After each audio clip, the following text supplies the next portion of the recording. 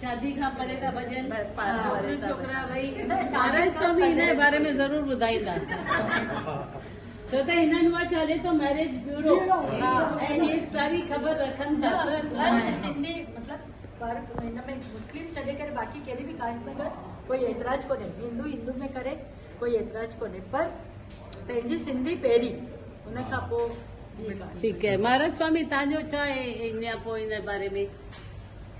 सिंधियुनि खे जागृतता तमामु ज़रूरी आहे ऐं हुन पिक्चर जे ॾिसण खां पोइ इहो मैसेज जेको आहे सॼे समाज ताईं पहुचणु खपे, जंहिंमें नौजवान जागृत थींदा त असांखे क़ौम खे ॾाढो आनंद ईंदो ऐं सभिनी खे इहा पिक्चर मैक्सिमम ॾिसणु खपे।